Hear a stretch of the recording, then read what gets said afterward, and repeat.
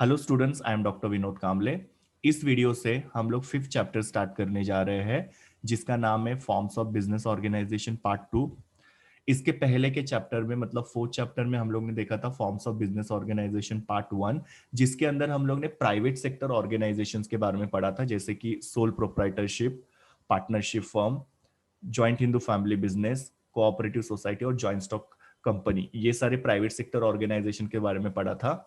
ये चैप्टर के अंदर हम लोग पब्लिक सेक्टर ऑर्गेनाइजेशंस के बारे में पढ़ रहे हैं। नाउ, प्राइवेट सेक्टर और पब्लिक सेक्टर ऑर्गेनाइजेशन में क्या फर्क होता है? जिस ऑर्गेनाइजेशन में या जिस बिजनेस के अंदर कोई भी इंडिविजुअल या group of individuals capital contribute करते हैं, उसको प्राइवेट सेक्टर ऑर्गेनाइजेशन बोलते हैं। जैसे कि हमारे जैसे इंडिविजुअल में या आप, हमारे जैसा कोई भी इंडिविजुअल कैपिटल इन्वेस्ट करके कोई बिजनेस शुरू करता है, या हम लोग कुछ लोग मिल के अपना ग्रुप बना के कोई भी बिजनेस में कैपिटल इन्वेस्ट करके वो बिजनेस शुरू कर रहे हैं, तो उसको प्राइवेट सेक्टर ऑर्गेनाइजेशन बोलते हैं। यहाँ पे कैपिटल कंट्रीब्यूट करने वाला कौन है? कोई भी इंडिविजुअल या ग्रुप ऑफ इंडिविजुअल्स। लेकिन जहां पे कैपिटल कंट्रीब्यूट करने वाला गवर्नमेंट होता है, उसको पब्लिक सेक्टर ऑर्गेनाइजेशन बोलते हैं। ये बेसिक डिफरेंस है कि यहाँ पे कैपिटल कौन कंट्रीब्यूट कर रहा है। दूसरी चीज, प्राइवेट सेक्टर ऑर्गेनाइजेशन जो होते हैं, उनका एम या उनका ऑब्जेक्टिव जो होता है वो होता है प्रॉफिट मैक्सिमाइजेशन। मींस उनको ज्यादा से ज्यादा प्रॉफिट कमाना है, इसके लिए वो लोग बिजनेस कर रहे हैं। और जो पब्लिक सेक्टर ऑर्गेनाइजेशंस होते हैं, उनका एम क्या होता है? They want to provide reliable services to their customer. मतलब उनके जो भी कस्टमर्स है, उनको वो लोग क्या करते हैं? अच्छी सर्विस देना चाहते हो, भरोसेमंद सर्विस देना चाहते हैं। बिकॉज से यहाँ पे गवर्नमेंट इन्वॉल्व है, और गवर्नमेंट कभी भी प्रॉफिट मेकिंग के लिए कोई भी एक्टिविटी नहीं करता है।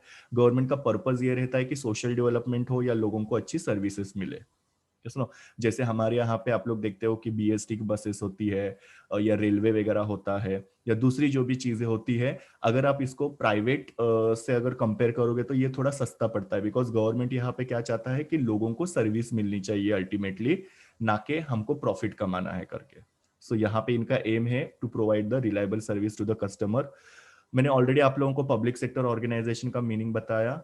The organizations which are owned, financed, managed, and controlled by government or the combination of government is called as public sector organization। मतलब जहां पे कैपिटल कंट्रीब्यूट करने वाला, जिसको मैनेज करने वाला और उसकी एक्टिविटीज को कंट्रोल करने वाला गवर्नमेंट होता है या ग्रुप ऑफ गवर्नमेंट होते हैं, तो उसको हम लोग पब्लिक सेक्टर ऑर्गेनाइजेशन बोल सकते हैं।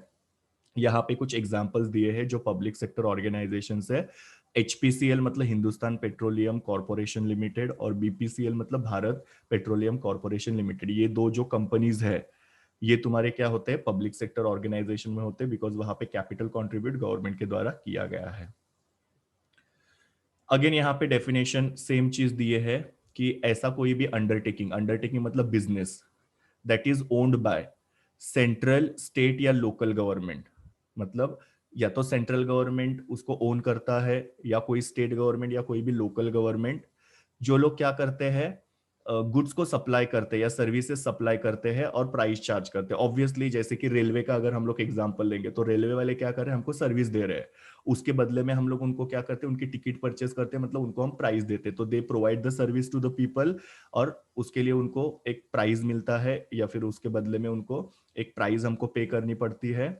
और जो बिजनेस मोर और लेस सेल्फ सपोर्ट के बेसिस पे स्टार्ट होता है। सेल्फ सपोर्ट का मतलब क्या होता है? ये लोग खुद का फाइनेंस खुद ही अरेंज करते हैं, वो खुद ही उसको मैनेज करते हैं। ये सेल्फ सपोर्ट के बेसिस पे चलने वाला बिजनेस है, उसको पब्लिक सेक्टर ऑर्गेनाइजेशन बोलते हैं। ये डेफिनेशन जो है वो ब्रिटानिका एनसाइक्लोपीडिया के द्वारा दिया गया है। अभी बेसिकली हम लोग को ये चैप्टर के अंदर तीन टाइप के पब्लिक सेक्टर ऑर्गेनाइजेशंस के बारे में पढ़ना है, जिसमें है डिपार्टमेंटल ऑर्गेनाइजेशन, दूसरा है स्टैट्यूटरी कॉरपोरेशन, और तीसरा है गवर्नमेंट कंपनी। ये तीनों के हम लोग को फीचर्स, मेरिट्स और डीमेरिट ये पढ़ना है। हम लोग पहले वाला स्टार्ट करते हैं डिपार्टमेंटल ऑर्गेनाइजेशन के बारे में। सबसे पहले डिपार्टमेंटल ऑर्गेनाइजेशंस क्या होते हैं? जैसे कि गवर्नमेंट के अलग अलग डिपार्टमेंट्स होते हैं। डिफेंस है, फाइनेंस है, ओके, देन एक्सटर्नल अफेयर्स है, रेलवे है, एटॉमिक एनर्जी है, लॉ एंड जस्टिस। ये अलग अलग डिपार्टमेंट्स है जिसके द्वारा हमारे जो कंट्री का कामकाज जो होता है वो चलता है। ओके, एजुकेशन वगैरह। अभी एजुकेशन डिपार्टमेंट जो होगा वो एजुकेशन के ऊपर ध्यान देगा, उसके रिलेटेड पॉलिसीज बनाएगा। डिफेंस का जो डिपार्टमेंट है वो डिफेंस मतलब सुरक्षा के रिलेटेड जो भी पॉलिसीज होती है वो बनाएंगे, फाइनेंस वाले फाइनेंस के रिलेटेड पॉलिसीज बने, मतलब हमारा देश जो है वो इन सब डिपार्टमेंट्स के द्वारा चल रहा है। ओके, और ये डिपार्टमेंट्स किसने स्टार्ट किए हैं? तो गवर्नमेंट ने शुरू किए हैं। तो ऐसे अलग अलग डिपार्टमेंट्स होते हैं जिसके द्वारा हमारे देश का जो भी कारोबार है वो चलते रहता है, उसको हम लोग डिपार्टमेंटल ऑर्गेनाइजेशंस बोलते हैं। ओके, और बेसिकली जैसे मैंने आप लोगों को बोला, ये डिपार्टमेंटल ऑर्गेनाइजेशन जो होते हैं, ये अलग अलग डिपार्टमेंट जो है, इसको ओन मैनेज कंट्रोल और फाइनेंस कौन करता है? गवर्नमेंट करता है। इसके लिए इसको डिपार्टमेंटल ऑर्गेनाइजेशन बोलते हैं। मतलब यहाँ पे सब कुछ गवर्नमेंट का ही होता है, फाइनेंस भी गवर्नमेंट का है, मैनेजमेंट भी गवर्नमेंट का है और कंट्रोलिंग भी गवर्नमेंट का ही यहाँ पे होता है ना। ये जो अलग अलग डिपार्टमेंट मैंने आपको बताया, जैसे डिफेंस हो गया, फाइनेंस हो गया, रेलवे हो गया, इसका जो हेड होता है वो मिनिस्टर इंचार्ज होता है। मिनिस्टर इंचार्ज मतलब कि एक पर्टिकुलर मिनिस्टर, जैसे आप लोग देख सकते हैं डिफेंस का मिनिस्टर कौन है? तो राजनाथ सिंह जी है। फाइनेंस के मिनिस्टर कौन है? तो निर्मला रामन रमन है। ओके, होम मिनिस्टर कौन है? तो अमित शाह है। रेलवे के कौन है? तो पीयूष गोयल जी है। तो ये अलग अलग मिनिस्टर्स है, और ये मिनिस्टर जो है वो हर एक डिपार्टमेंट के क्या होते हैं? हेड होते हैं, जो वो डिपार्टमेंट को हैंडल करते हैं, उसका जो भी डिसीजन मेकिंग जो होता है वो उनके पास रहता है। ओके, फिर बाद में ये डिपार्टमेंट का जो कामकाज चलता है वो हर एक गवर्नमेंट के ऑफिसर्स होते हैं अलग अलग डिपार्टमेंट में, वो ऑफिसर जो उसका काम चलाते हैं। और ये डिपार्टमेंट में काम करने वाले जो एम्प्लॉयज होते हैं इनको गवर्नमेंट एम्प्लॉयज बोला जाता है। तो ये आपको बेसिक चीजें याद रखनी कि डिपार्टमेंटल ऑर्गेनाइजेशन जो होती है उसको ओन मैनेज कंट्रोल और फाइनेंस गवर्नमेंट करता है। इसके हेड जो होते हैं वो मिनिस्टर इंचार्ज होते हैं। ऑफिसर जो होते हैं वो इसका कामकाज चलाते हैं, और यहाँ पे काम करने वाले एम्प्लॉयज को हम लोग गवर्नमेंट एम्प्लॉयज बोलते हैं। और ये अलग अलग डिपार्टमेंट जिसके बारे में ऑलरेडी मैंने आपको बताया, ये एग्जाम्पल से ये सारे डिपार्टमेंटल ऑर्गेनाइजेशन कहलाए जाते हैं। अभी इसके फीचर्स हम लोग पढ़ते हैं। सबसे पहला वाला फीचर है यहाँ पे मैनेज बाय गवर्नमेंट।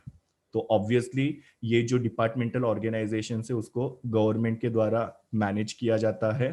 और यहाँ पे मिनिस्टर होता है जो हर एक एक्टिविटी के लिए रिस्पॉन्सिबल होता है। मतलब वो लोग अपने डिपार्टमेंट में जो भी कामकाज करेंगे, जैसे निर्मला सीतारमन है, उन्होंने फाइनेंस डिपार्टमेंट में जो भी काम किया, वो अपने सारे काम को उनको क्या करना पड़ता है? पार्लियामेंट के अंदर डिस्कस करना पड़ता है या वहां पे प्रेजेंट करना पड़ता है। तो डिपार्टमेंटल ऑर्गेनाइजेशन को मैनेज करने वाला गवर्नमेंट होता है, और मिनिस्टर जो होता है वो डिपार्टमेंट के कामकाज के लिए रिस्पॉन्सिबल होता है। सेकेंड, यहाँ पे पैसा कहाँ से आता है? मतलब इनका जो कामकाज चलता है, तो ऑब्वियसली कामकाज यहाँ पे चल रहा है तो पैसा लगेगा, खर्चा होता है। तो वो पैसा कहाँ से आता है? तो हमारे देश का जो एनुअल बजट बनता है, हर साल हमारे देश का एक बजट बनता है। ओके, जो फाइनेंस मिनिस्टर प्रेजेंट करते हैं, वो बजट के अंदर से इन सब डिपार्टमेंट के लिए अलग अलग फंड्स प्रोवाइड किए जाते हैं। जैसे कि एजुकेशन डिपार्टमेंट के लिए थोड़ा पैसा दिया जाएगा, फिर बाद में रेलवे के लिए थोड़ा सा पैसा दिया जाएगा, फिर दूसरे और भी डिफेंस वगैरह है तो उसके लिए पैसा दिया जाएगा। तो ये सबका जो खर्चा होता है, ये जो हमारे देश का एनुअल बजट होता है उसमें से मैनेज किया जाता है। ओके, बेसिकली गवर्नमेंट को कहा जो इनकम होता है, जैसे कि टैक्स के रूप में गवर्नमेंट को पैसा मिलता है, तो जो भी पैसा गवर्नमेंट के पास आता है टैक्स के रूप में, वो पैसा गवर्नमेंट क्या करता है? अलग अलग डिपार्टमेंट को अलोकेट करता है। तो इनका जो भी खर्चा होता है हर एक डिपार्टमेंटल ऑर्गेनाइजेशन का, या उनको जो भी फाइनेंस की जरूरत होती है वो एनुअल बजट में से मैनेज किया जाता है। और कोई हर एक डिपार्टमेंट ऑर्गेनाइजेशन ने जो भी अर्न किया हुआ है जिसको रेवेन्यू बोलते हैं, जैसे रेलवे ने कुछ अर्निंग किया है, एजुकेशन डिपार्टमेंट में से कुछ अर्निंग हुआ है, ये सब कुछ जो होता है गवर्नमेंट के ट्रेजरी में जाता है। मतलब यहाँ पे जो भी खर्चे होते हैं वो गवर्नमेंट के एनुअल बजट में से होता है, और जो भी इनकम होता है वो भी गवर्नमेंट के ट्रेजरी में ही जाता है। तो everything is handle by the government only. इनका कोई भी सेपरेट लीगल एंटिटी नहीं होता है। सेपरेट लीगल एंटिटी मतलब इनका कोई भी सेपरेट एग्जिस्टेंस नहीं होता है। ये लोग गवर्नमेंट के नाम से ही जाने जाते हैं। वो पर्टिकुलर डिपार्टमेंट के अंदर या मिनिस्ट्री के अंदर काम करते हैं। ये लोग खुद के नाम से कोई बिजनेस शुरू नहीं करते, या इनका डिपार्टमेंटल ऑर्गेनाइजेशन उनके खुद के नाम से नहीं होता है। खुद के नाम से वो किसी के साथ कॉन्ट्रैक्ट नहीं कर सकते हैं। सो यहाँ पे सब कुछ क्या है कि गवर्नमेंट के नाम से ही जाना जाता है या गवर्नमेंट से ही जाना जाता है। यहाँ पे इनके खुद का ऐसा कोई भी अस्तित्व होता नहीं है। जैसे हमने देखा था जॉइंट स्टॉक कंपनी का खुद का अपना एक लीगल एंटिटी होती है, एक पहचान होती है, वो अपने नाम से अलग अलग चीजें कर सकते हैं, वैसे ये लोग नहीं कर सकते। इसके लिए इनको बोला जाता है नो सेपरेट लीगल एंटिटी।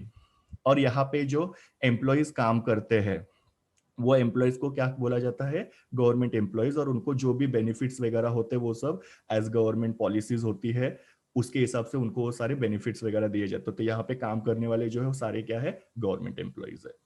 तो ये सब था डिपार्टमेंटल ऑर्गेनाइजेशन और उसके फीचर्स के बारे में। ये मेरे यूआरएल है जहां से मैंने इमेजेस लिए हैं। Thank you students, please do like, share, comment and subscribe to my YouTube channel, and also recommend my channel to your friends. We will meet in the next video.